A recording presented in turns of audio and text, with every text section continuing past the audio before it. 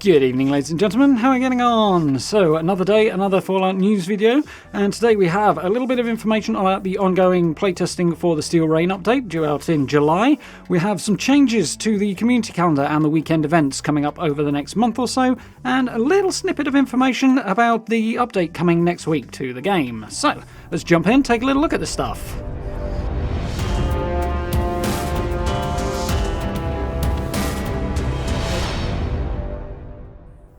Okay, so a couple of cool bits and pieces here. Looking forward to taking a look at this. Got a few thoughts and additions of my own to add as well, so let's get to it.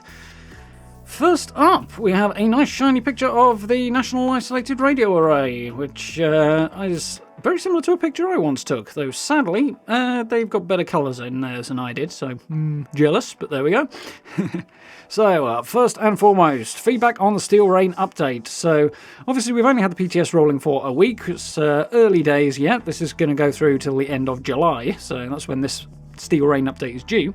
But we have a little tidbit or two here about what's going to change over the next few weeks on the PTS. So, we reopened the PTS last Friday to kick off playtesting for the upcoming Steel Rain update. Since then, we've seen incredible participation from the community. That's good to hear. And we've begun reading through all of the thoughts you've been sharing with us about the Steel Rain questline, legendary balance changes, and even our new vendor, Minerva. So, we've also seen lots of community conversation about the legendary crafting system, and we're keeping a close eye on those discussions as well. So I have a couple of points to discuss there myself.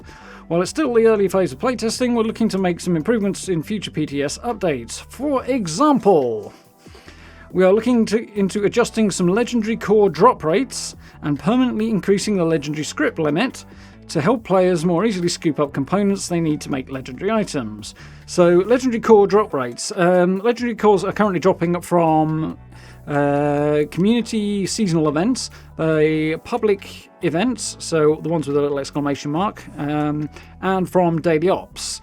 That being said, I've got about 2 hours of trying to farm those so far with 0 drops. So clearly some work needed there, but this is why we have PTS. So good to see they're working on that, and the feedback on that is rolling in already, so that's a good sign. PTS doing what it's meant to. The legendary script update. So to craft legendary items, you need to use both the new legendary cores and the existing legendary modules that you pick up from Purveyor Myrmiga. What they're considering here is making sure we're able to get more script for the legendaries we turn in more quickly, so that we're able to craft those items quickly. There's a big thing running on the forums at the moment that some of you guys may feel similarly to, so I thought I'd mention it. People are basically saying they want to be able to lock off certain star attributes so that they're only rolling the ones they don't want.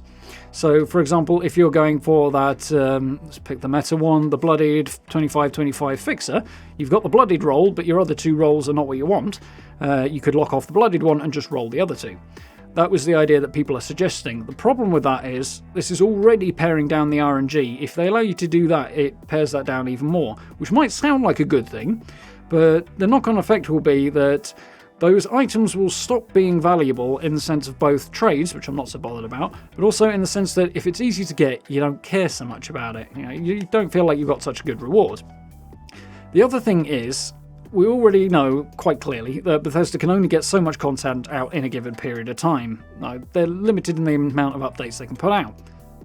That means they need stuff to keep us busy in the meantime, and like it or not, the RNG does add into that. Working towards that item, whatever it may be, expands the lifespan of the game in between their ability to get updates out. So hopefully in future this will improve and they'll need to rely less on this sort of thing, but for now, if you can get those drops that you're after that much more easily, then people are going to get them, they'll use them for a bit, they'll get bored, they'll drop off, and each time player numbers drop, it takes something big to push them all the way back up again. If 10 players drop off, the next update comes out, you might get, say, 7 of them come back. But if that happens again on the next one, obviously we're stepping down over time, and that's a problem. Every so often you get something massive that brings back bigger numbers, but it's a slowly decreasing number of players, and this sort of thing just makes that particular issue worse. So there's an issue in there to consider, I think. So please keep sending your feedback to us on Legendary Crafting, as well as all of the other improvements, contents, and features that are headed your way in Steel Rain update in July. So, just a little thing there in terms of what they're working on at the moment, considering sort of drop rates and balances there. But those are things that immediately became obvious to me within the first few hours of playing the PTS. So, good to see those issues that have arisen quickly, being addressed directly. So, that's cool. So, pushing on, earning 2 PTS pennants. So, one of the ways we like to show our appreciation for your efforts on the PTS is by giving out special pennants for your camp. So, this time around we've got 2 brand new pennants you can earn to show where your Brotherhood loyalties lie with Paladin Romani or Knight Xion. You can unlock them both, presumably at the same time, it looks like it from this, by completing following objectives in the PTS before it concludes in July. And this is actually quite easy. Complete the Steel Rain quest and Knight's Penance. So that literally involves logging in with a character who is able to start the next set of quests, going to Fort Atlas, talking to Russell Dorsey, and that's pretty much it. So all you got to do is make a start on it. You don't even have to get stuck into the quest line if you don't want to. Personally, I don't. I'm going to wait until it goes live before I actually get stuck into that, so I have it fresh at the same time you guys do, especially those of you who don't play through Bethesda Net on PC. You also need to use the legendary crafting system 5 times, and buy 1 item of your choice from Minerva. None of these are particularly challenging. So, if you jump onto the PTS, those of you who haven't already, you can try the new content out with one of 3 new characters that are just temporary on the PTS. They've got 2 of them who are set up to start the Steel Rain quest line, so you can jump straight in and do that. Obviously, with perk loadouts and stuff, you can relatively easy rejig things if you want, but they should be functional for testing anyway. So, obviously, spoiler, the story diverges. You'll be going one way or the other, and having 2 characters allows you to do both in testing, if you would so desire. The 3rd character is named Rewards. Funnily enough, that's one who's already completed the Steel Rain and effectively all of the Meat Week stuff as well, and has all of the available rewards. They also have a whole load of legendary cores, the new ones, and presumably some legendary modules as well, because it would make sense for them not to, so that you can test the legendary crafting system.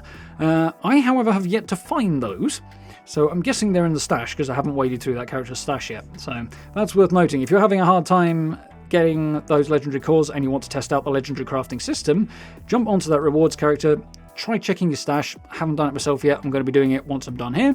But I guess that's where they are because I couldn't find them in the inventory. So they will be under the miscellaneous tab, incidentally. So, yeah, as I say, I will be reporting back with a bit more info on legendary crafting as and when I can. So, obviously, over the next few days, I'll try and jump in there, get a little bit of a play around with it, and give you guys my thoughts and talk about how it works and so on and so forth in an upcoming video. So, do watch out for that one.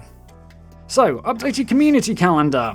This is not an earth-shattering thing, but we have a few changes that are coming in over the next sort of month or so, 5 weekends. And that's basically because of the issues that have come out with the latest update and some of the other changes they're making. So, during our recent Hunt for the Treasure Hunter event, the Treasure Hunter mole miners were quite a bit more elusive than usual. Yes, I'm sure many of us noticed this. To help make that right, we're going to run another Treasure Hunter event later this month after we address the issue with enemy spawns in an update next week. So this is the little tidbit I mentioned about the update next week. So confirmed again, it's coming on Tuesday. Obviously, I'll cover that when it goes live as well, and the patch notes for that. And we're also going to be getting one of the biggest issues that has come with the latest update, the one back in April, fixed as well, which is that enemies are not respawning at the rate they should be. And particularly when it comes to grinding out those levels for daily challenges, that can be a little bit of an issue. It's made it a bit harder for me. And yeah, looking forward to having that fixed. So good to know that that particular fix is coming and that it will also apply to Hunt for the Treasure Hunter as well.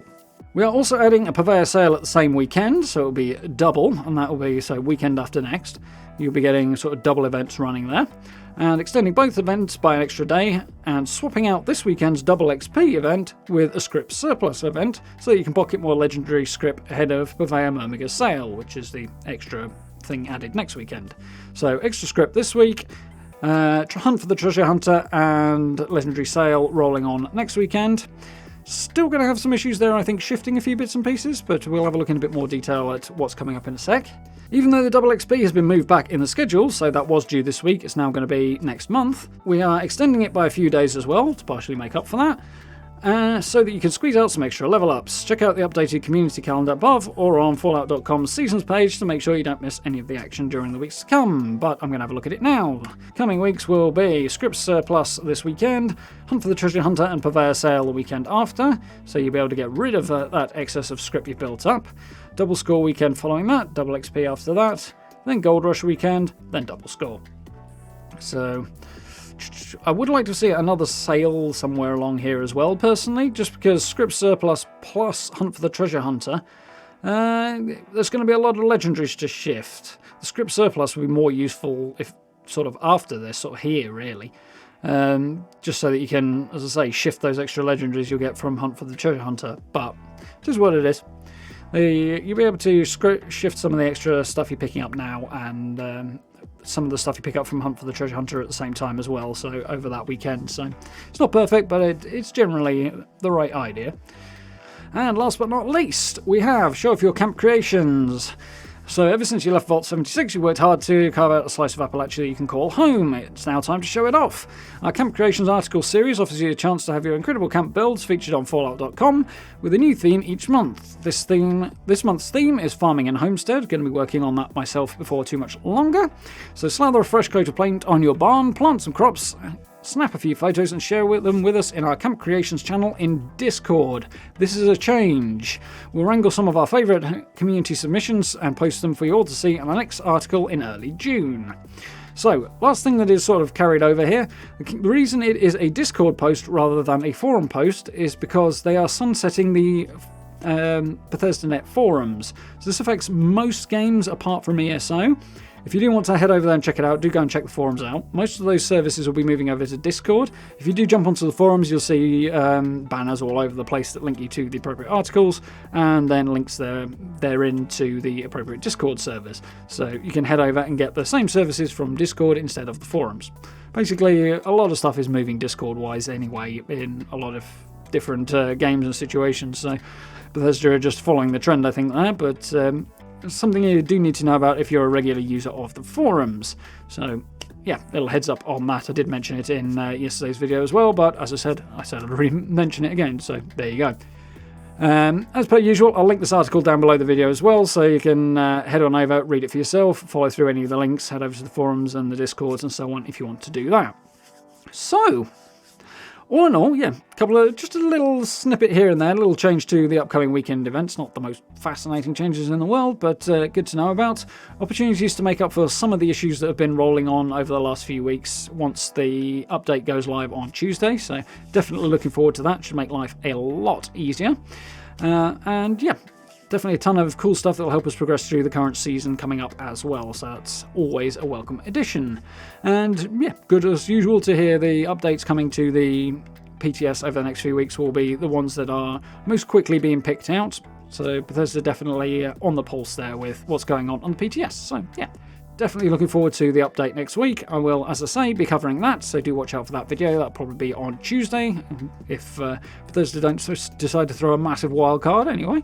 So do watch out for that. But for now, I'm going around in circles, so thank you very much for watching. Do hope you found this useful and informative. If you did, please consider dropping likes and subs. It's always very, very much appreciated, as are any shares you might consider dropping.